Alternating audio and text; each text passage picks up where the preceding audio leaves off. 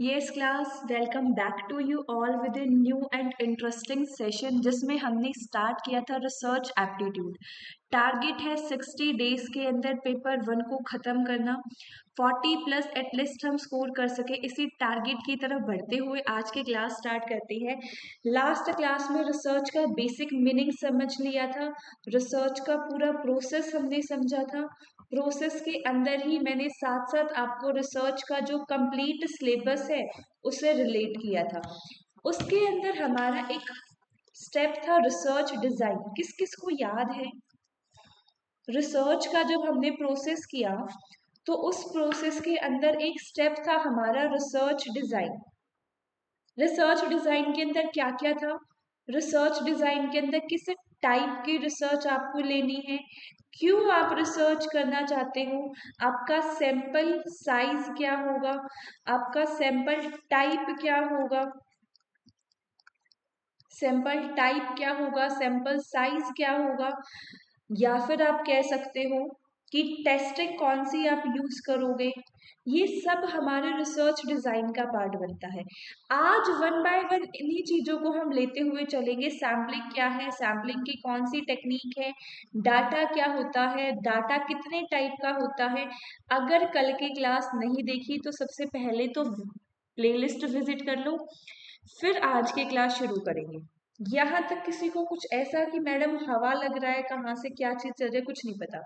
अगर ऐसा है तो पहले की क्लास देखना आपके लिए बिल्कुल जरूरी है। स्टार्ट करते हैं with the basic and the characteristics of research. Research की कैरेक्टरिस्टिक्स, सबसे पहले सिस्टमेटिक। सिस्टमेटिक का मतलब क्या है? रिसर्च का एक फॉर्मल एंड लॉजिकल प्रोसेस है।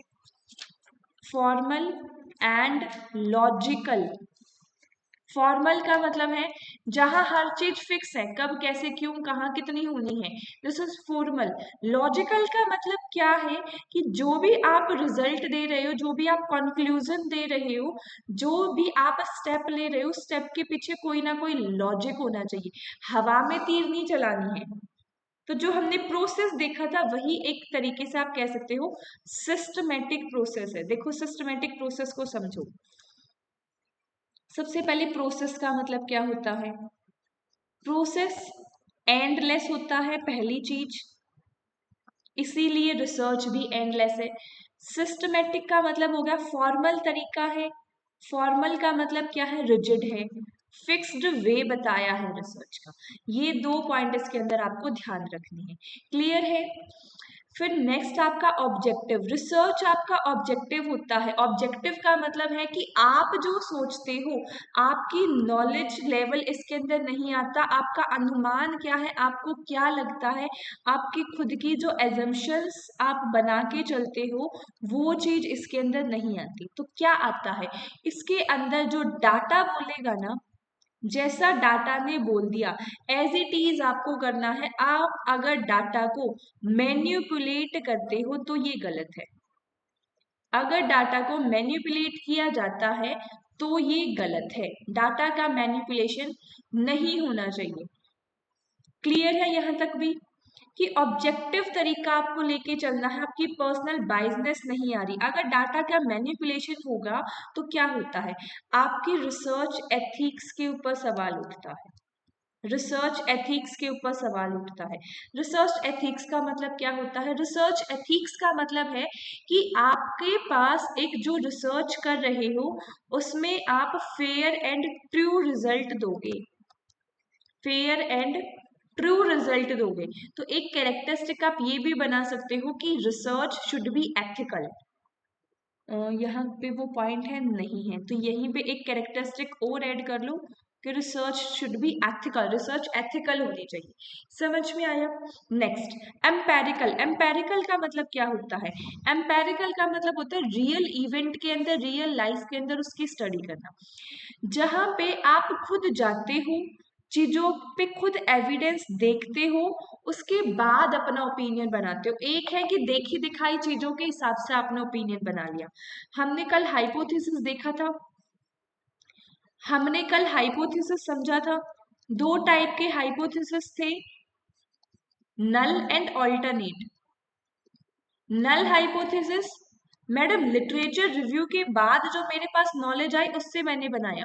ऑल्टरनेट हाइपोथेसिस जो डाटा ने बोला वो मैंने लिख दिया, जो डाटा ने बोला वो मैंने लिख दिया।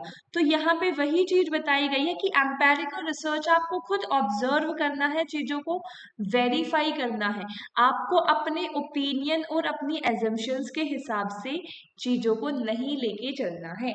क्लियर?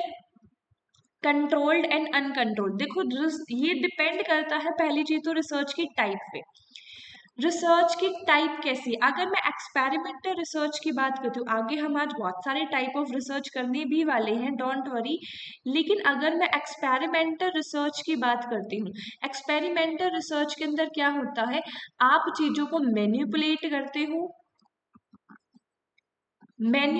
करते हो और मैन्युपुलेशन से आप ऑब्जर्व करके उसका इफेक्ट देखते हो, ऑब्जर्व करके आप उसका इफेक्ट देखते हो। ये है आपका एक्सपेरिमेंटल रिसर्च। लेकिन यहाँ तो बोला है मैम कि कंट्रोल्ड एनवायरनमेंट में, ये रिसर्च के अंदर जो आपके एक्स्ट्रानॉशियस वेरिएबल है ना, ये इंश्योर किया जाएगा कि मेरे एक्स्ट्रानॉशियस वेरिएबल ना आए। मैम एक्स्ट्रानॉशियस वेरिएबल क्या होते हैं? एक्स्ट्रा वेरिएबल, एक्स्ट्रा नॉशियस को याद रखो एक्स्ट्रा वेरिएबल से। एक्स्ट्रा वेरिएबल का मतलब क्या, मुझे ये देखना है डाइटिंग से या एक्सरसाइज से, डाइटिंग एंड एक्सरसाइज से एक ह्यूमन की हेल्थ पे क्या इम्पैक्ट होता है, ह्यूमन की हेल्थ पे क्या इम्पैक्ट होता है। मेरे वेरिएबल सिर्फ ये दो हैं, सिर्फ ये दो। इसके अलावा अगर कोई भी चीज मेरे इस स्टडी के बीच में आती है तो उसको एक्स्ट्रा नॉशिया या एक्स्ट्रा वेरिएबल बोल दिया जाता है। क्या आ सकता है, जो आपके घर के बाहर या आपके स्कूल कॉलेज के बाहर छोले कुलचे की रेडी खड़ी है ना, वो आपका एक्स्ट्रा नॉशियस वेरिएबल है। आपको देखना तो था कि डाइटिंग और एक्सरसाइज का इम्पैक्ट हेल्थ पे, लेकिन कहीं ना कहीं ये छोले कुलचे की रेडी आपको एक ये कह रही है कि आजा मैं तेरे को बढ़िया बढ़िया चीज खिलाता हूँ, तो ये एक्स्ट्रा नॉशियस वेरिएबल है। इसका इम्पैक्ट नहीं आना चाहिए आपके रिसर्च के अंदर। समझ में आया? फिर है लॉजिकल। लॉजिकल का मैंने अभी बताया कि जो भी आप रीजनिंग देते हो that should be sound and logical interpretation of fact. Fact को लॉजिकल तरीके से इंटरप्रिटेट करोगे, कई कुहाई बातें ना आप नहीं सुनोगे। उसके बाद है रेप्लीकेबल। रेप्लीकेबल, रेप्लीकेबल आप याद रखो रिपीटेड से, रेप्लीकेबल को याद रखेंगे हम रिपीटेबिलिटी से। देखो यहाँ पे ना दो टर्म आती हैं, एक है रेप्लिकेबल और दूसरी है रिलायबल। डिफरेंस के थ्रू बेटर तरीके से समझते हैं। रिलायबल का मतलब क्या है, रिलायबल का मतलब है सेम टाइम पे सेम रिजल्ट, मतलब कंसिस्टेंट। टाइप ऑफ रिलायबिलिटी भी बहुत सारी होती है, वो आगे पढ़ेंगे, पहले रिलायबल का मतलब समझो। रिलायबल का मतलब है आपका कंसिस्टेंसी, कि जो भी रिजल्ट होगा वो कंसिस्टेंट है। एक बार रिसर्च करो सेम रिजल्ट, दूसरी बार किया सेम रिजल्ट, तीसरी बार किया same result. Type of reliability भी मैं साथ साथ करवाती हूँ। देखो पहली है test retest reliability. Same test है, सेम टेस्ट है, और जिसके ऊपर ये टेस्ट आप कंडक्ट कर रहे हो वो सैंपल भी आपका सेम है। सेम टेस्ट को अगर आप बार बार सेम ग्रुप के ऊपर अप्लाई कर रहे हो, कीवर्ड देखना यहाँ पे आपका ग्रुप भी सेम है और आपका यहाँ पे टेस्ट भी सेम है। सेम ग्रुप के ऊपर सेम टेस्ट आप बार बार अप्लाई करते हो तो वो आपकी टेस्ट रीटेस्ट रिलायबिलिटी होती है। समझ में आया? आईक्यू टेस्ट कंडक्ट कर रहे हो twice with in a month, वो सिमिलर स्कोर देगा। अरे आईक्यू टेस्ट एक महीने के अंदर बार बार थोड़ी ना चेंज हो सकता है, हाँ लॉन्ग टर्म के अंदर हो जाए वो एक अलग बात है, लेकिन आईक्यू टेस्ट एक ही महीने में दो बार करो तो ऑफकोर्स वो सेम रिजल्ट देगा आपका, अनटिल अनलेस कोई फेक चीजें उसके अंदर ना दिखाई हो। फिर है inter rater reliability. Inter rater reliability को आप इंटर ऑब्जर्वर रिलायबिलिटी भी बोलते हैं। ऑब्जर्वर जो ऑब्जर्व करेगा, तो यहाँ पे आप मेजर करते हो consistency upon the different observer. यहाँ पे जो टेस्ट है ना, टेस्ट तो आपका सेम होगा, लेकिन टेस्ट देने वाले या उसको चेक करने वाले पर्सन अलग अलग हो सकते हैं। लाइक टू टीचर्स हैं जो ग्रेड देती है सेम ही आंसर शीट पे, यहाँ पे चेक करने वाले मतलब ऑब्जर्वर जो है वो अलग अलग है, जो रेट देगा उस टेस्ट को वो अलग अलग है। मेरे को ये बताओ, आपके एग्जाम में कभी रीअपियर आई है? कभी ना कभी 10th में, 12th में, ग्रेजुएशन में कभी रीअपियर आई है। रीअपियर के अंदर पहली बार टीचर 1 ने आपका टेस्ट को चेक किया, सेकेंड टाइम टीचर 2 ने आपके टेस्ट को चेक किया। तो ये जो एक ही टेस्ट को दो अलग अलग रेटर जो है वो रेट दे रही हैं, this is inter rater reliability. Clear? आ गया parallel form reliability. Parallel form reliability का सबसे बढ़िया एग्जांपल है आपका यूजीसी नेट का खुद का एग्जाम। मैम कैसे? देखो, यूजीसी नेट के एग्जाम में क्या होता है, जिसमें आपके नंबर ऑफ कैंडिडेट ज्यादा होते हैं। नंबर ऑफ कैंडिडेट अगर ज्यादा हैं तो क्या आपका एक नॉर्मलाइजेशन फॉर्मूला यूज होता है? नॉर्मलाइजेशन यूज होता है। यस, नॉर्मलाइजेशन में क्या होता है, यहाँ पे आपके जो टेस्ट देने वाले हैं वो भी अलग हैं, जो टेस्ट बच्चे देंगे वो बच्चे भी अलग हैं, जो टेस्ट होगा वो भी अलग है। क्या टेस्ट सेम होता है क्या? नहीं मैम, मॉर्निंग शिफ्ट का और इवनिंग शिफ्ट का पेपर तो अलग अलग होता है, मतलब टेस्ट भी अलग अलग है ना? तो पैरेलल फॉर्म रिलायबिलिटी के अंदर यहाँ पे आपका टेस्ट भी डिफरेंट है और जिसके ऊपर वो टेस्ट कंडक्ट होगा वो बच्चे भी डिफरेंट है, मतलब सेम। अरे फिर सेम लिख दिया, रुको रुको रुको, ये सेम सेम चल रहा है दिमाग में। डिफरेंट टेस्ट और डिफरेंट सैंपल। अगर इंटरेटर की बात करती हूँ, टेस्ट तो सेम है, सेम टेस्ट, लेकिन ऑब्जर्वर अलग अलग है, यानी कह सकते हो सैंपल अलग अलग है। लेकिन टेस्ट रीटेस्ट की बात करती हूँ, यहाँ पे आपका टेस्ट भी सेम है और यहाँ पे आपका ऑब्जर्वर या आपका सैंपल भी सेम है। क्या डिफरेंस समझ में आया? क्या डिफरेंस समझ में आया? आ गया हूं। Internal consistency reliability. Internal consistency reliability क्या है? ये मेजर करती है consistency of response within the same test. Same ही टेस्ट के अंदर अलग अलग रिस्पॉन्सेस की कंसिस्टेंसी को यहाँ पे मेजर किया जाता है। समझना, आपके पास एक टेस्ट है, यहाँ पे 10 क्वेश्चन है इस टेस्ट के अंदर, 10 क्वेश्चन का ये आपका टेस्ट है। आपने इसको हाफ में स्प्लिट कर दिया, ये हो गया आपका सेक्शन ए, ये है आपका सेक्शन बी।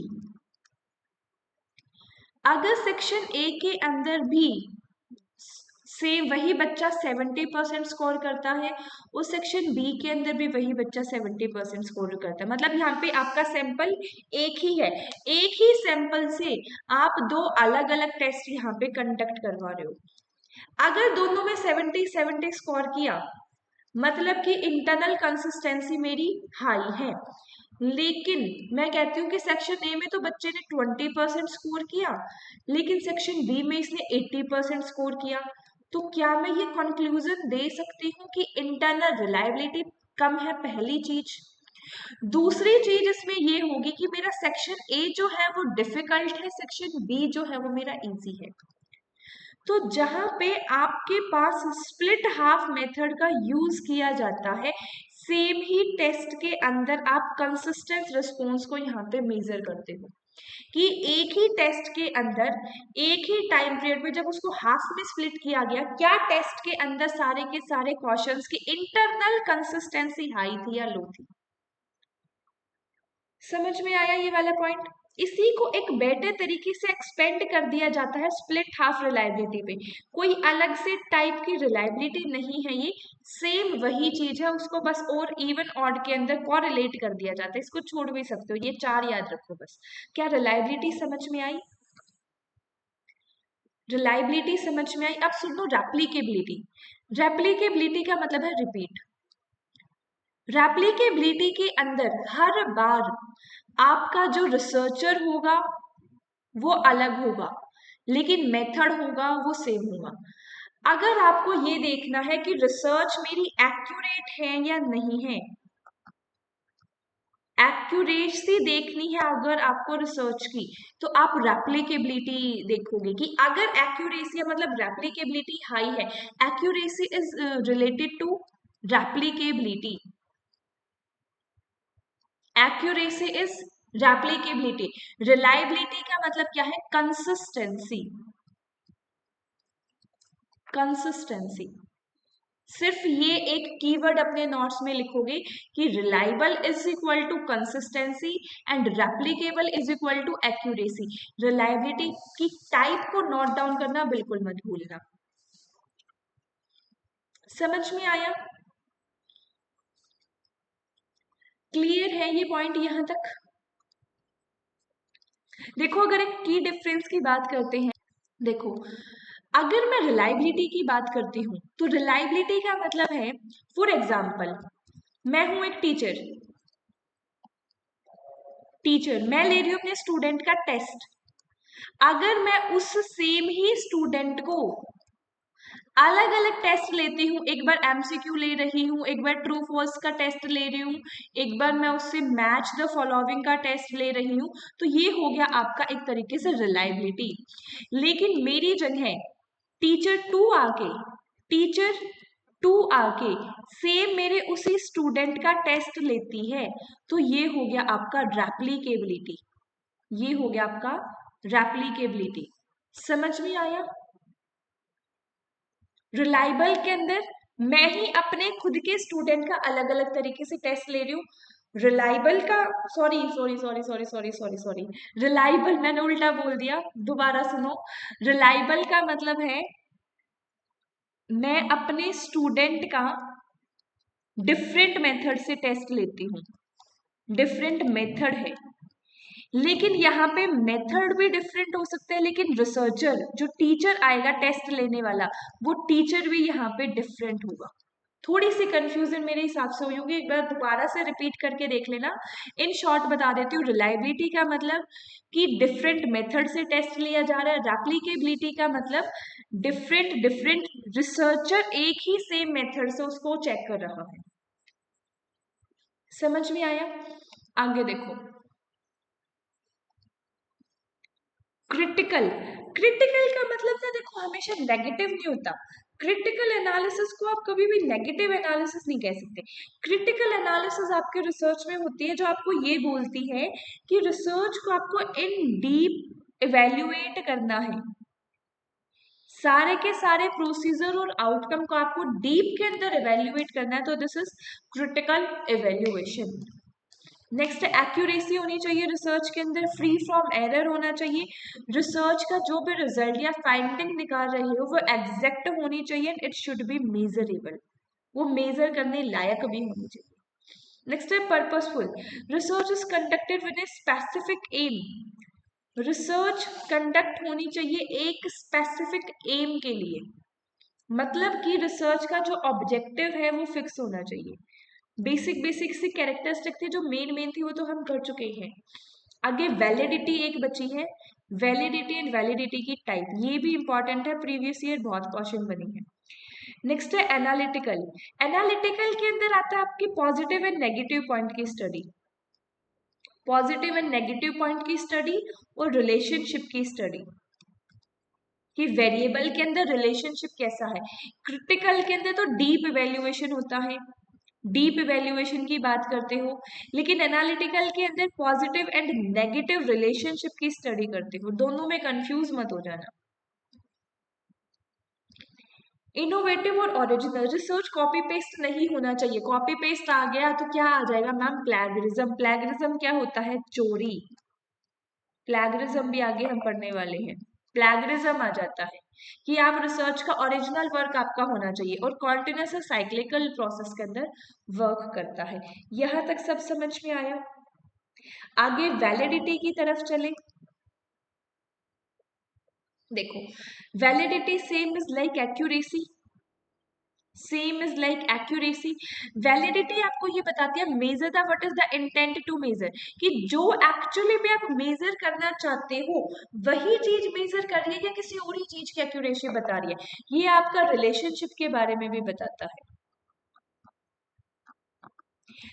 आपके एक्स्ट्रानॉशियस वेरिएबल आया, आपने ये देखा था कि हेल्थ का डाइटिंग का इम्पैक्ट या एक्सरसाइज का इम्पैक्ट, डाइटिंग ने एक्सरसाइज ही लो यहाँ पे, कि एक्सरसाइज का इम्पैक्ट जो है वो आपकी हेल्थ पे कैसा जा रहा है। ये दो वेरिएबल थे आपके, लेकिन एक एक्स्ट्रा नॉशियस वेरिएबल आया, क्या, छोले भटूरे। छोले भटूरे ये आ गया हमारा यहाँ एक्स्ट्रा नॉशियस वेरिएबल। इस एक्स्ट्रा नॉशियस वेरिएबल की वजह से जो मेरी एक्यूरेसी थी वो सही नहीं आई, कि एक्सरसाइज तो कर रही हूँ, एक्सरसाइज करने से मैं तो और मोटी होती जा रही हूँ। क्यों? क्योंकि एक्स्ट्रा नॉशियस वेरिएबल का इम्पैक्ट ज्यादा बढ़ गया। तो वैलिडिटी आपकी एक्यूरेसी बताती है यहाँ पे कि जो एक्चुअली में मेजर करना चाहते थे वही मेजर किया या कहीं और किसी एक्स्ट्रा नॉशियस वेरिएबल का इम्पैक्ट आ गया। क्लियर हुआ? अब वैलिडिटी की टाइप, कंटेंट वैलिडिटी जो डिस्क्राइब करता है, कवर करता है सारे के सारे एस्पेक्ट को, मतलब कि जो आपका कंटेंट है वो सही है या नहीं। मैथ के टेस्ट के अंदर मैं तुमसे ले रही हूं मैथ का टेस्ट, मैथ के टेस्ट के अंदर मैं घुसा रही हूं बेटा what is noun, what is noun, अरे ये तो इंग्लिश ग्रामर में आएगा। तो कंटेंट वैलिडिटी खराब है, कंटेंट ही गलत है तुम्हारा तो, कि जिन दो वेरिएबल को तुम कंपेयर करना चाह रहे हो उन दो वेरिएबल का तो कोई रिलेशनशिप ही नहीं है। तो दिस इज कंटेंट वैलिडिटी। फिर है क्राइटेरियन वैलिडिटी। मेरे को ये बताओ यूजीसी नेट के एग्जाम के अंदर या आप कोई भी एग्जाम देते हो उसका एक फिक्स्ड पैटर्न होता है। अगर मैं अपने पेपर 1 की बात करूं तो क्राइटेरिया क्या है कि 10 यूनिट है, हर यूनिट से 5 क्वेश्चन आएंगे, यही क्राइटेरिया है।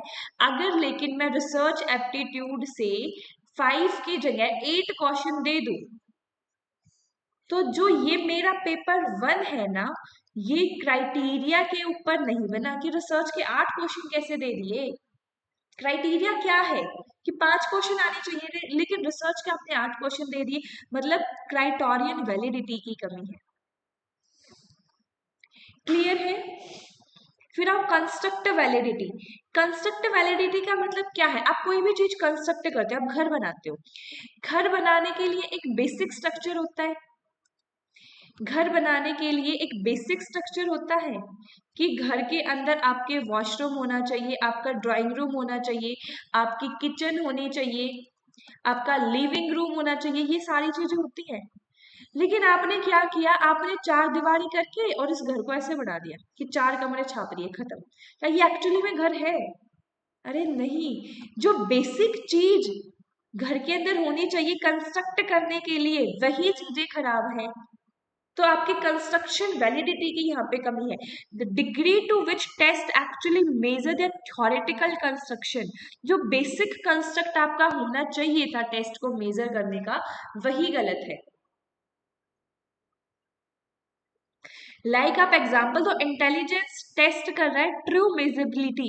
इंटेलिजेंस आपको सिर्फ और सिर्फ ये देख रहा है कि सही बोल रहा है इंसान, मतलब सच बोल रहा है या झूठ बोल रहा है। क्या इंटेलिजेंस टेस्ट के अंदर सच या झूठ आता है? हाउ कैन यू से कि अगर इंसान सच बोल रहा है तो वो इंटेलिजेंट है और झूठ बोल रहा है तो वो इंटेलिजेंट नहीं है। इंटेलिजेंस टेस्ट के अंदर तो आपकी मेमोरी एंड नॉलेज आती है ना, तो अब जिस बेसिस पे आप इंटेलिजेंस और उसको नॉन इंटेलिजेंट कह रहे हो वो बेसिस ही खराब है। जिस बेसिस के ऊपर आपने ये घर बनाया उस घर की कंस्ट्रक्शन ही खराब है, वो बेसिक तरीका है ही नहीं घर बनाने का। इंटेलिजेंस को मेजर करने का झूठ या सच तरीका है ही नहीं। फिर है फेस वैलिडिटी। फेस, फेस का मतलब है कि कोई चीज देखते ही पता चल जाती है ना कि ये तो गलत है। आप सेम एग्जांपल लेते हैं मैथ के क्वेश्चंस के अंदर, आपका टेस्ट लिया मैंने इंग्लिश का, इस बार इंग्लिश का टेस्ट लेंगे। आपका टेस्ट ले रही है इंग्लिश का, उसके अंदर आपको इक्वेशन दिख रही है एक्स का स्क्वायर प्लस वाई का स्क्वायर प्लस जेड का स्क्वायर। एक्स के स्क्वायर की वैल्यू दे दी आपको 5, 25 ले लो। वाई स्क्वायर की वैल्यू दे दी आपको 36 और इनका टोटल वैल्यू दे दी आपको 48। जेड स्क्वायर की वैल्यू बताओ। कुछ ऐसा क्वेश्चन आपको देखने को मिल रहा है। अरे इंग्लिश का पेपर है, तुम ये चीजें दे रहे हो, ये तो देखते ही, फेस से ही, शक्ल देखते ही पता चल गया कि गलत है, एक्यूरेसी नहीं है। तो जो चीज देखते ही आपको पता चल जाती है कि इसके अंदर तो एक्सट्रानोशियस वेरिएबल का इम्पैक्ट आया है, this is your face validity. Appear to be measure, देखते ही पता चल गया कि ये गलत है। आ गया internal validity. Internal validity, external validity. Internal validity के अंदर आप इंडिपेंडेंट वेरिएबल को देखते हो और एक्सटर्नल वैलिडिटी के अंदर आप जर्नलाइज्ड चीजों को देखते हो। एक्सटर्नल का मतलब क्या, जहां पे आप पूरी की पूरी पॉपुलेशन पे अपने रिजल्ट को जर्नलाइज कर रहे हो। अगर पूरी की पूरी पॉपुलेशन पे रिजल्ट को जर्नलाइज कर पा रहे हो तो एक्सटर्नल वैलिडिटी सही है, अदरवाइज गलत है। समझना इस क्वेश्चन को। मेरे स्कूल में था फंक्शन, फंक्शन के अंदर आने थे मेरे चीफ गेस्ट, वो हो गए किसी रीजन की वजह से लेट। अब मुझे क्या करना है, मेरे पास टारगेट है कि मुझे स्टूडेंट को टिका के बिठाना है ताकि बच्चे की चीफ गेस्ट आए तो ये ना हो कि बच्चे तो है ही नहीं, उनको बिठाना है, टिका के बिठाना है। तो ये वाले जो मेरे सामने प्रॉब्लम आई है, ये इस प्रॉब्लम का मैं जो भी सॉल्यूशन निकालूंगी वो मेरी only and only current situation में हेल्प करेगा। It is a type of applied research जो एक सिंगल प्रॉब्लम को सॉल्यूशन देगी। लेकिन यही अगर मैं कहती हूँ कि बच्चों को चुप करवा के बिठाना है तो एक लो तो सॉल्यूशन है कि उनको कुछ ना कुछ न्यू दे दो, इनोवेटिव दे दो, तो बच्चे बैठ जाएंगे। न्यू और इनोवेटिव ये तो रिसर्च हो चुकी है ना, ये तो हर जगह वर्क करेगी। तो इंटरनल कंसिस्टेंसी के अंदर हो गया आपका चीफ गेस्ट वाला एग्जाम्पल कि आपको इस सिचुएशन के अंदर अपने एक्सपेरिमेंट को कंट्रोल करना है। External validity generalised, real life की ऑल ट्रू कंडीशंस के ऊपर ये वर्क करती है। क्या एक्यूरेसी की सारी टाइप समझ में आई? अभी तक हमने सिर्फ एक ही टॉपिक किया है जो कि है आपकी कैरेक्टरिस्टिक्स ऑफ रिसर्च। क्या सारी की सारी रिसर्च की कैरेक्टरिस्टिक्स तुम्हें समझ में आई है? आगे बढ़े, ठीक है आगे देखते हैं। हमने ना ये देखा था कि जब हम रिसर्च करते हैं तो रिसर्च करने के लिए मुझे एक चीज की जरूरत होती है, वो है डाटा। डाटा के बेस पे ही मैं रिसर्च कर सकती हूँ। क्या बिना डाटा के मैं रिसर्च कर सकती हूँ? नहीं मैम, जब तक डाटा ही नहीं है तो रिसर्च कैसे करूंगी? तो जो ये डाटा होता है ना, ये डाटा ये दो टाइप का होता है। एक होता है प्राइमरी डाटा, एक होता है secondary data. Primary data and secondary data. Primary data क्या होता है? प्राइमरी डाटा को ओरिजिनल डाटा भी बोला जाता है। ओरिजिनल डाटा रिसर्चर ने जो खुद जाके कहीं ना कहीं से कलेक्ट किया है, थ्रू इंटरव्यू हो सकता है, थ्रू क्वेश्चनियर हो सकता है, थ्रू शेड्यूल हो सकता है, और भी बहुत सारे मेथड। वहीं पे सेकेंडरी डाटा क्या होता है? सेकेंडरी डाटा वो डाटा होता है जो पहले से किसी ने कलेक्ट कर रखा था और आपने अपने रिसर्च के अंदर उसको एज इट इज यूज कर लिया। न्यूज़पेपर के अंदर कोई डाटा आया था, आपने एज इट इज यूज कर लिया। कोई बुक पब्लिश हुई है, बुक के अंदर कोई डाटा था, आपने एज इट इज यूज कर लिया। आपने खुद जाके उस डाटा को कलेक्ट नहीं किया है। समझो और बेटर तरीके से देखो, प्राइमरी डाटा वो डाटा जो फर्स्ट हैंडेड कलेक्ट है, पहली बार जिसने कलेक्ट किया है, उसको प्राइमरी डाटा कहा जाता है, जहां पे रिसर्चर का मेन पर्पस है कि एक्यूरेसी हाई आए। लेकिन सेकेंडरी डाटा जो वो ऑलरेडी कलेक्टेड डाटा है। प्राइमरी डाटा कैसे कि आपने खुद ऑब्जर्व किया, इंटरव्यू लिया, क्वेश्चनियर भरवाया खुद जा जाके, ऑनलाइन क्वेश्चनियर भेज दिया। शेड्यूल, शेड्यूल क्या होता है? क्वेश्चनियर और शेड्यूल के अंदर क्या डिफरेंस है? किसको बताया, फटाफट बताओ। ज्यादातर आपको ये सेम देखने को मिलता है, लेकिन इसमें एक छोटा सा डिफरेंस होता है, एंड वो सिर्फ ये होता है कि क्वेश्चनियर आप ऑनलाइन एंड ऑफलाइन दोनों तरीके से भेज सकते हो, लेकिन शेड्यूल एक टाइप ऑफ क्वेश्चनियर है जिसको यूज किया जाता है if your sample is uneducated. अगर आपका अनएजुकेटेड इलिटरेट सैंपल है, आपको गांव की वुमेन के ऊपर स्टडी करना है, तो आप उनको क्वेश्चनियर नहीं भेज सकते, उनको पढ़ना ही नहीं आएगा। तो आप खुद क्वेश्चनियर लेके उनके पास जाओगे और उनसे वो सारी चीजें भरवाओगे। तो ये है आपका शेड्यूल। क्लियर यहाँ तक? क्लियर यहाँ तक? आप खुद कोई एक्सपेरिमेंट कर रहे हो, वो भी आपके प्राइमरी डाटा के अंदर आएगा। आप खुद कोई सर्वे कर रहे हो, वो भी आपका प्राइमरी डाटा के अंदर आएगा। सर्वे एक तरीके से शेड्यूल ही ले सकते हो आप।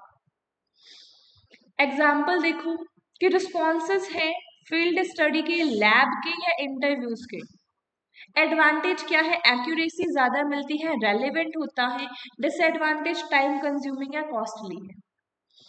सेकेंडरी डाटा कोई बुक है, कोई जर्नल है, कोई गवर्नमेंट की रिपोर्ट है, कोई पहले सेंसस हुई है, किसी वेबसाइट से आप डाटा उठा रहे हो, वो सारा का सारा आपका सेकेंडरी डाटा होता है।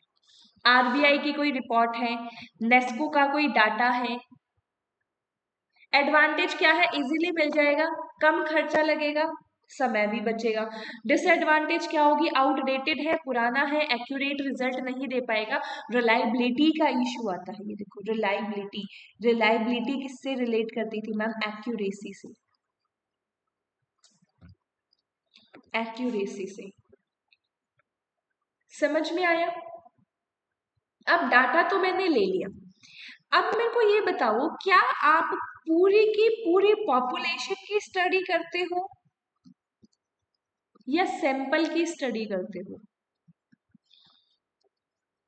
पहले तो क्या पॉपुलेशन की स्टडी करना फिजिबल है या नहीं? कोई भी टॉपिक ले लो, कोई भी, क्या पॉपुलेशन की स्टडी करना फिजिबल है? हमने अभी एग्जांपल लिया था हेल्थ का इम्पैक्ट, सॉरी डाइटिंग का इम्पैक्ट हेल्थ पे, या एक्सरसाइज का इम्पैक्ट,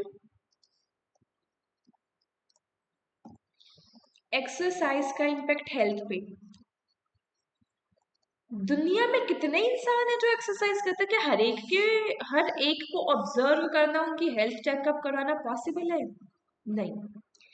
तो पॉपुलेशन की स्टडी करना पॉसिबल नहीं है। अगर प्रैक्टिकली देखा जाए तो यस इम्पॉसिबल ही कहेंगे, और फिजिबल भी नहीं है। टाइम एंड कॉस्ट बहुत ज्यादा जाएगी, और टाइम ज्यादा जाएगा तो क्या पता हमने कौन से साल शुरू किया था, कब जाके रिसर्च खत्म होएगी और चीजें गड़बड़ा जाएंगी। मतलब इन शॉर्ट की नहीं हो सकता। लेकिन उसके लिए सॉल्यूशन क्या आया कि सैंपल की स्टडी करो। अब मैम सैंपल क्या होता है? सैंपल को सब, जो मेरे को ये बताओ, सब्जी बनाई मम्मी ने, मम्मी ने क्या बनाई? मम्मी ने सब्जी बनाई। सब्जी के अंदर आपको नमक टेस्ट करना है, सही है या गलत है? क्या पूरी की पूरी सब्जी को खा के देखोगे या उसमें से एक चम्मच सैंपल निकाल के उसको टेस्ट करोगे? एक चम्मच, मैंने वर्ड यूज किया सैंपल, तो ऑफ कोर्स पूरी सब्जी को तो खा के देख नहीं सकते हैं, उसके एक सैंपल ही लेते हो। अगर सैंपल के अंदर सब्जी में नमक ठीक है, तो मतलब पूरी की पूरा आप कह सकते हो कि नमक ठीक है सब्जी में। मतलब कि सैंपल की जो भी फीचर्स हैं, जो भी कैरेक्टरिस्टिक है, वो सारे के सारे फीचर्स और कैरेक्टरिस्टिक ही तो हमारी पॉपुलेशन के होते हैं। यस, इन शॉर्ट आपको ये बताया जा रहा है कि आप सैंपल की स्टडी करते हो, ना कि पॉपुलेशन की। अब जब आप सैंपल की स्टडी करते हो तो सैंपल कलेक्ट करने की आपके पास अलग अलग टेक्निक होती है। तो हेडिंग डाल लो यहाँ पे, सैम्पलिंग टेक्निक या methods of sampling technique. Method of sampling, sample कैसे कैसे कलेक्ट करते हो? दो मेथड है, डायरेक्टली बढ़ा दूं? एक है, यहाँ पे तो है नहीं, वेट, प्रोबेबिलिटी सैम्पलिंग, और दूसरा मेथड है आपका नॉन प्रोबेबिलिटी सैम्पलिंग। सबसे पहले सैम्पलिंग क्या है? सबसेट है पॉपुलेशन का, पूरी हॉल पॉपुलेशन पे स्टडी करना, पॉसिबल नहीं है, तो मैं सबसेट को यूज करके अपने कंक्लूजन ड्रॉ कर देता हूँ। सबसेट को यूज करके कंक्लूजन ड्रॉ कर देता हूँ। तो दो तरीके हैं सैम्पलिंग के, एक है प्रोबेबिलिटी सैम्पलिंग और नॉन प्रोबेबिलिटी सैम्पलिंग। प्रोबेबिलिटी का मतलब बताओ, प्रोबेबिलिटी का मतलब क्या होता है? What do you mean by the term probability? जहां पे आपको लगता है, प्रोबेबिलिटी का मतलब क्या? प्रोबेबिलिटी का मतलब होता है चांस। कितने परसेंट चांस है एक इवेंट के हैपन होने के, एक इवेंट के हैपन होने के? आपके पास एक डाइस है, डाइस के ऊपर कितने नंबर होते हैं मैम? टोटल 6 नंबर होते हैं। अगर मैं डाइस को उछालती हूँ, 5 आने की प्रोबेबिलिटी क्या है? डाइस को उछालते हो, 5 आने की प्रोबेबिलिटी क्या है मैम? प्रोबेबिलिटी का फॉर्मूला होता है favourable outcome, favourable outcome upon total outcome. Favourable 5 आने की प्रोबेबिलिटी देखनी है, एक ही है, टोटल 6, तो 1/6। तो प्रोबेबिलिटी सैम्पलिंग क्या हुआ फिर? प्रोबेबिलिटी सैम्पलिंग है जहां पे पॉपुलेशन में से सैंपल के अंदर आने के चांसेस पॉपुलेशन के हर वेरिएबल के सेम है। फॉर एग्जाम्पल, जहां पे मेरे पास पूरी की पूरी पॉपुलेशन है, इस पॉपुलेशन से मुझे एक सैंपल बनाना है। अगर इस पॉपुलेशन के हर वेरिएबल के पास इस सैंपल के अंदर आने के चांस सेम है, तो उसे कहा जाता है प्रोबेबिलिटी सैम्पलिंग। आगे हम टाइप पढ़ेंगे तो और बेटर समझ में आएगा। फिर है non probability sampling. Non probability sampling के अंदर है कि जो मेरी पॉपुलेशन है, इस पॉपुलेशन में से सैंपल के अंदर आने के चांसेस सबके पास सेम नहीं है। एग्जाम्पल देखो, पॉपुलेशन है मेरी 100 की, 100 आदमी की पॉपुलेशन है, मुझे सैंपल चाहिए 10 का। तो मैंने ये सीधा सीधा बोल दिया कि 90 तो आ ही नहीं सकते, इक्वल चांस तो बचे ही नहीं, इक्वल चांसेस तो बचे ही नहीं। देखो टेक्निक करवाती हूँ और बेटर समझ में आएगा। सबसे पहले wait,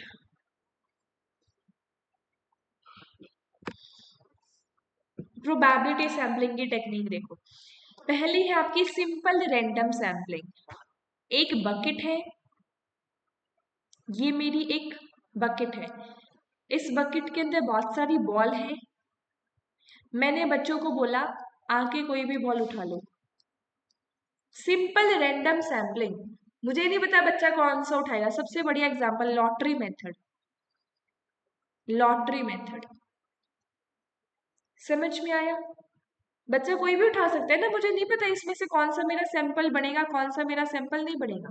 simple random sampling. Systematic sampling,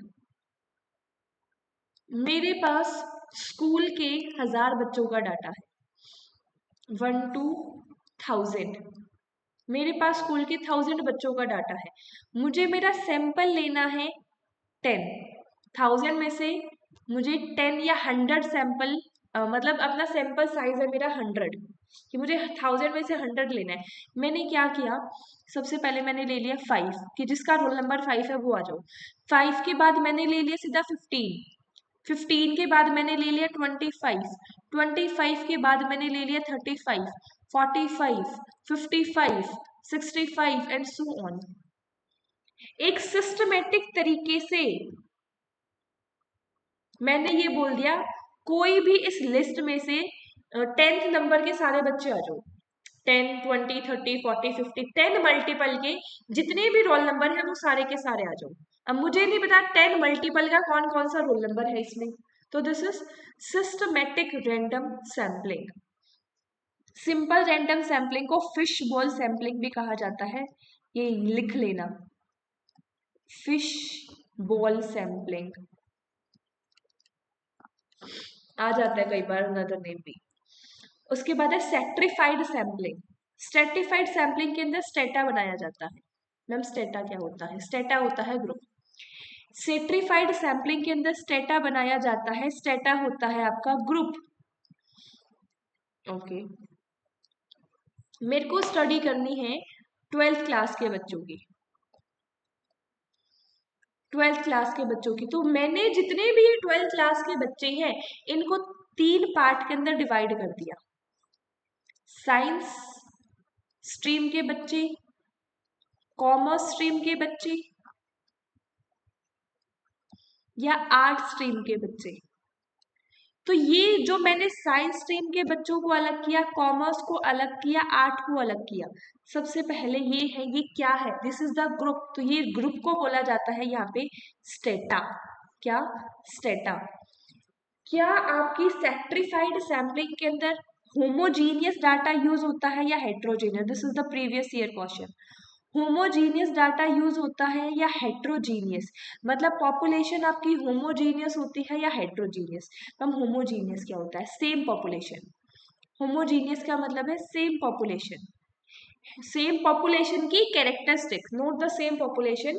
homogeneous का मतलब है कि पॉपुलेशन की कैरेक्टरिस्टिक सेम है। हेट्रोजीनियस पॉपुलेशन की कैरेक्टरिस्टिक डिफरेंट है। तो अगर मैं सेट्रिफाइड रैंडम सैम्पलिंग की बात करूं तो उसको यूज किया जाता है जहां पे आपकी पॉपुलेशन डिफरेंट होती है। बट यहाँ कंफ्यूजन आती है, समझना। बट जो स्ट्रेटा होते हैं ना, स्ट्रेटा, स्ट्रेटा के अंदर हमेशा एंड हमेशा होमोजीनियस डाटा होता है। स्टेटा के अंदर होमोजीनियस डाटा होता है। मतलब मैंने ये स्टेटा बनाया 1 2 3, इसकी कैरेक्टरिस्टिक सेम है कि ये सारे के सारे साइंस के बच्चे हैं, ये सारे के सारे कॉमर्स के बच्चे हैं, ये सारे के सारे आर्ट्स के बच्चे हैं। क्लियर है यहाँ तक? अब मेरे पास साइंस के 100 बच्चे थे, कॉमर्स के 100 बच्चे थे, आर्ट के मेरे पास 200 बच्चे थे। इसको 150 कर लो। मैंने इसमें से सबका मैंने 10% ले लिया। 10 बच्चे यहाँ से ले लिए, 15 स्टूडेंट यहाँ से एंड 20 यहाँ से। ये बन गया मेरा सैंपल साइज। क्या जो सैंपल साइज स्टेटा सेट्रिफाइड सैम्पलिंग के अंदर बनता है वो हेट्रोजीनियस होता है, होमोजीनियस? मैम सैंपल भी हेट्रोजीनियस होता है और पॉपुलेशन भी स्टार्टिंग में हेट्रोजीनियस ही होती है। बट स्ट्रेटा जो बनता है, स्ट्रेटा होमोजीनियस होता है, बस यही याद रखो। स्ट्रेटा के अंदर जो भी पॉपुलेशन होगी उसकी कैरेक्टरिस्टिक सेम होगी। पढ़ लो इसको। पॉपुलेशन डिवाइडेड इनटू होमोजीनियस, तो पूरी की पूरी पॉपुलेशन थी हेट्रोजीनियस, लेकिन हेट्रोजीनियस पॉपुलेशन को डिवाइड कर दिया जाता है होमोजीनियस स्ट्रेटा के अंदर, होमोजीनियस ग्रुप के अंदर। देन हर ग्रुप से रेंडमली आप कोई भी किसी को भी ले सकते हो। डिवाइड कर दिया एम्प्लॉय को डिपार्टमेंट वाइज। एग्जाम्पल भी बढ़िया है। डिपार्टमेंट वाइज एम्प्लॉय को डिवाइड कर दिया और हर डिपार्टमेंट में से 2 5 एम्प्लॉयज को आपने ले लिया कंपनी की ग्रोथ की स्टडी करने के लिए, परफॉर्मेंस अप्रेजल के लिए। समझ में आया? आ गया क्लस्टर सैम्पलिंग। क्लस्टर सैम्पलिंग और सेट्रिफाइड के अंदर बहुत बच्चे कंफ्यूज होते हैं, ध्यान से समझना इस पॉइंट को भी। क्लस्टर सैम्पलिंग के अंदर भी आपकी ग्रुपिंग होती है। क्लस्टर सैम्पलिंग के अंदर भी आपकी सेम ग्रुपिंग होती है, लेकिन यहाँ ग्रुपिंग कैसी होती है ये समझना। सेम 12th के बच्चे थे, 3 पार्ट में डिवाइड किया, साइंस, कॉमर्स, आर्ट। आपने यहाँ पे अगर मैं सेट्रिफाइड की बात करती हूँ तो साइंस में से कुछ बच्चों को लिया, कॉमर्स के कुछ बच्चों को लिया और आर्ट के कुछ बच्चों को लिया, और इन सबको मिलाकर आपने बोल दिया मेरा सैंपल। ये है मेरा सेट्रिफाइड रैंडम सैम्पलिंग। बट मैंने क्या किया क्लस्टर सैम्पलिंग के अंदर, मैंने पूरा का पूरा आर्ट के सारे बच्चों को ही अपना सैंपल बना लिया। मैंने आर्ट के सारे बच्चों को ही अपना सैंपल बना लिया। मतलब कि क्लस्टर रैंडम सैम्पलिंग के अंदर जो पॉपुलेशन होगी वो तो मेरी हेट्रोजीनियस होगी, लेकिन जो सैंपल होगा ना वो मेरा होमोजीनियस होगा। ये डिफरेंस है, समझो यहाँ पर। Population divided into cluster, cluster का मतलब यहाँ पे ग्रुप है। If few cluster selected randomly, मैंने किसी भी मैंने किसी भी कुछ क्लस्टर्स को रैंडमली सेलेक्ट कर लिया, तो ये है मेरी cluster random sampling. Select 3 school out of 20, survey all student are those from the 3, मतलब मैंने स्कूल के ऊपर सर्वे करना था, 20 स्कूल में से मैंने 3 स्कूल को सेलेक्ट कर लिया। अब उस 3 स्कूल के सारे बच्चे ही मेरा सैंपल का पार्ट बनेंगे। क्लियर है यहाँ तक भी? आगे देखो multi stage sampling. Multi stage sampling नाम से ही बता रही है, आप 1 बाय 1 स्टेजेस की, आपको पहले स्टडी करनी है इंडिया की, कंट्री, कंट्री से आगे स्टेट पे, हरियाणा के अंदर स्टडी करना चाहते हो, हरियाणा से आगे डिस्ट्रिक्ट पे, रोहतक डिस्ट्रिक्ट की स्टडी करना चाहते हो, रोहतक के अंदर किसी विलेज की स्टडी करना चाहते हो, कनेली गांव की स्टडी करना चाहते हो, तो ये है मल्टी स्टेज सैम्पलिंग। ये थी हमारी 5 सैम्पलिंग की टाइप। कौन सी सैम्पलिंग मैम? प्रोबेबिलिटी। आगे देखते हैं नॉन प्रोबेबिलिटी सैम्पलिंग की टाइप्स को। नॉन प्रोबेबिलिटी सैम्पलिंग वो टेक्निक जिसके अंदर पॉपुलेशन के पास सैंपल में आने का इक्वल चांस नहीं होता, मतलब जो रिसर्चर है वो जजमेंटल है, रिसर्चर अपनी कन्वीनियंस के हिसाब से यहाँ पे सैंपल लेगा। पहली convenience sampling, sample choose because it is easy to reach. Convenience sampling का रीजन ही ये है कि आप कन्वीनियंस सैम्पलिंग को वहीं पे फॉलो करते हो जहां पे आपको इजी होता है रीच करना। Got it. नेक्स्ट है जजमेंटल या पर्पसिव सैम्पलिंग, वहां पे यूज की जाती है जहां पे एक्सपर्ट जो है वो जजमेंटल होता है, अपनी नीड के अकॉर्डिंग कि मुझे एक इसी की इंडस्ट्री के पर्सन का ही इंटरव्यू लेना है, मुझे सिर्फ और सिर्फ एजुकेशन इंडस्ट्री के अंदर ही जाना है, मुझे इसी के बारे में ही रिसर्च करनी है, I am judgemental for the education industry, तो वहां पे मैं सिर्फ एक तरीके से जजमेंटल सैम्पलिंग टेक्निक का यूज करूंगी। फिर है कोटा सैम्पलिंग। कोटा सैम्पलिंग के अंदर आपने कोटा फिक्स कर दिया, मुझे सिर्फ और सिर्फ 20 फीमेल का इंटरव्यू लेना, उससे ज्यादा नहीं लूंगा, तो जितनी भी फीमेल है वर्ल्ड इंडिया के अंदर, अगर मैं इंडिया के ऊपर स्टडी कर रही हूँ तो इंडिया के अलावा जितनी इंडिया की 20 फीमेल को छोड़ के जितनी भी फीमेल है वो सारी मेरे सैंपल से बाहर हो जाएंगी, तो दिस इज कोटा सैम्पलिंग, जहाँ पे कोटा फिक्स कर दिया। स्नोबॉल सैम्पलिंग, स्नोबॉल सैम्पलिंग वहां यूज की जाती है जहां पे आपकी पॉपुलेशन को ढूंढना बहुत डिफिकल्ट हो जाता है।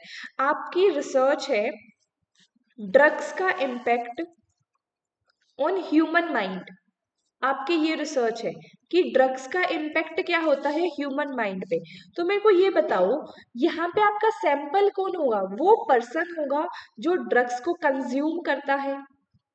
क्या ड्रग्स को कंज्यूम करने वाला सैंपल आपको इतनी इजी मिल जाएगा क्या? नहीं मैम। तो मैंने ले लिया एक पर्सन, किसी भी एक दोस्त को, मेरा दोस्त XYZ, मैंने उसको ले लिया और मेरे को ये पता है ये ड्रग्स कंज्यूम करता है, मैंने इसको बोला यार कोई और बताना जो ड्रग्स कंज्यूम करता हो, फिर जो इसने बताया मैंने उसको भी बोला कोई और बताना जो ड्रग्स कंज्यूम करता हो, कोई और बताना जो ड्रग्स कंज्यूम करता हो, तो ये है मेरा सैम्पलिंग का तरीका।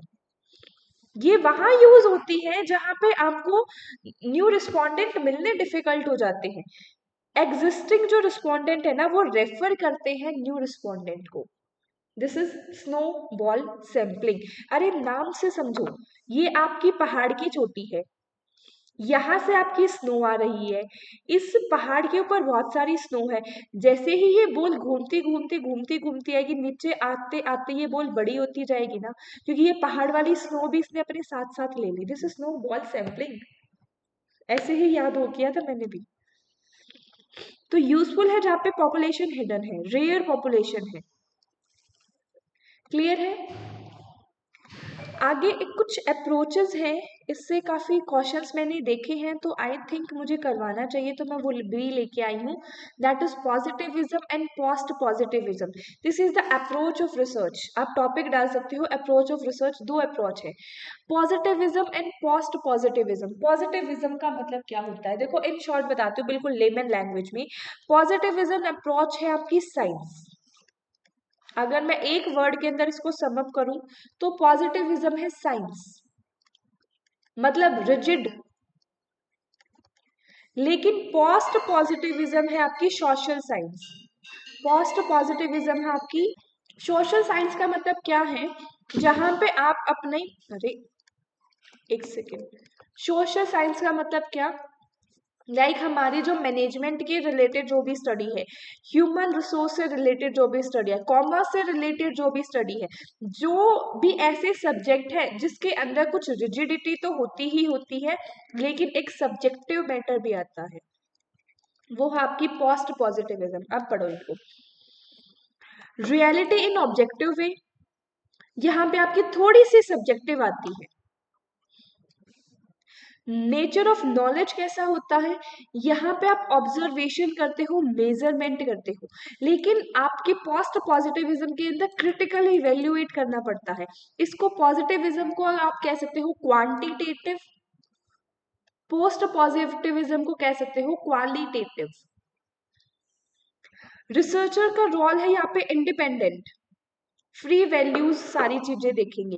यहाँ पे रिसर्चर पार्शियली इन्वॉल्व होता है, क्योंकि कहीं ना कहीं उसकी वैल्यू जजमेंट जाती ही जाती है। अप्रोचेस क्या है, क्वांटिटेटिव आ भी गया, यहाँ आपके क्वालिटेटिव, मतलब मिक्स्ड अप्रोच आप इसे कह सकते हो। फिलॉसफी, ये नाम याद रख लेना, पॉजिटिविज्म ये है आपकी अगस्ते कॉमेट ने, पोस्ट पॉजिटिविज्म का कंसेप्ट दिया है कार्ल पॉपर ने, नाम है ये, याद रख लेना। रिसर्च का यहाँ पे एम होता है एक्सप्लेन करना, प्रेडिक्ट करना, कंट्रोल करना, लेकिन पोस्ट पॉजिटिविज्म में आपको चीजों को डीपली समझना पड़ता है। इसके बेसिस पे ना हम आगे ना बहुत सारी, कल की क्लास में बहुत सारी टाइप्स ऑफ रिसर्च करेंगे। टाइप ऑफ रिसर्च अभी बता देती हूँ। टाइप ऑफ रिसर्च के लिए main point inductive, deductive and qualitative and quantitative, qualitative and quantitative, इन पे ध्यान देना। ये समझ में आ गई तो बाकी आपको ये मान लो कि 70% तक रिसर्च के टाइप समझ में आ जाएंगे। फिर कल का टॉपिक रहेगा टाइप्स ऑफ रिसर्च। आगे बाकी टेस्ट के ऊपर भी जाएंगे, देखते हैं कल कितना करवाते हैं। लेकिन ये है कि 5 to 6 डेज की ये जो क्लासेस आपकी अभी चल रही है, 5 to 6 डेज में हम खत्म कर देंगे अपने रिसर्च को, इतना कंफर्म है। क्लियर? चलिए आज की क्लास इतना ही रखते हैं, लास्ट तक बने रहे। A very very big thank you so much to all of you. समझ में आती हैं चीजें तो कमेंट करके बताया करो जरूर।